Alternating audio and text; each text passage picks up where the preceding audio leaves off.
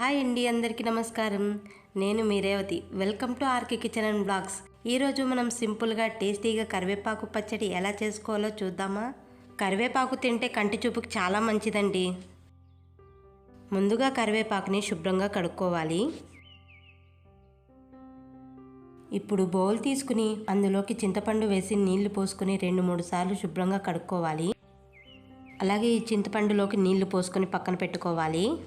ఇప్పుడు స్టవ్ వెలిగించి కడాయి పెట్టుకుని కడాయిలోకి సాసులు, మిరియాలు, జీలకర్ర, శనగపప్పు, అలాగే ఇందులోకి మినప్పప్పు, మెంతులు వేసి దోరగా వేపుకోవాలి.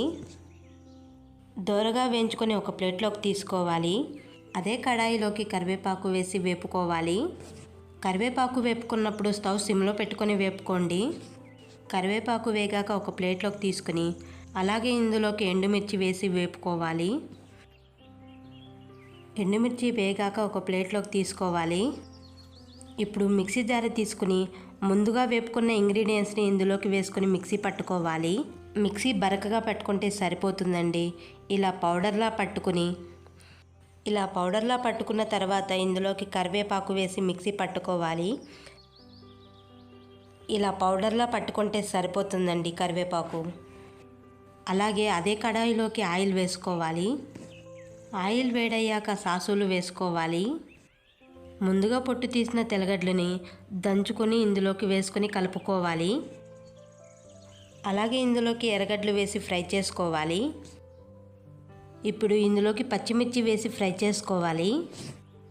ఎర్రగడ్డలు కాస్త ఫ్రై అయ్యాక ముందుగా నానబెట్టుకున్న చింతపండు రసం ఇందులోకి వేసుకొని కలుపుకోవాలి. ఈ చింతపండు నీళ్ళని బాగా ఉడికించుకోవాలి. ఇప్పుడు ఇందులోకి చిటికెడు పసుపు, రుచికి సరిపడా ఉప్పు వేసుకొని కలుపుకోవాలి. ముందుగా మిక్సీ పట్టుకున్న కరివేపాకు పౌడర్ని ఇందులోకి వేసుకొని కలుపుకోవాలి. అలాగే ఇందులోకి కొద్దిగా కరివేపాకు వేసుకొని కలుపుకోవాలి.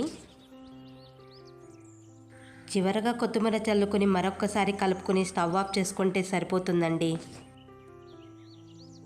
అంతేనండి, సింపుల్గా టేస్టీగా కరివేపాకు పచ్చడి రెడీ అయిపోయింది.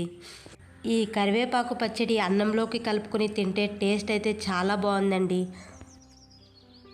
ఒక్కసారి మీరు కూడా ట్రై చేసి ఎలా వచ్చిందో కమెంట్ చేయండి. అలాగే ఈ వీడియో నచ్చితే లైక్ చేసి అండ్ మన ఛానల్ను సబ్స్క్రైబ్ చేసుకోండి friends. Thanks for the watching.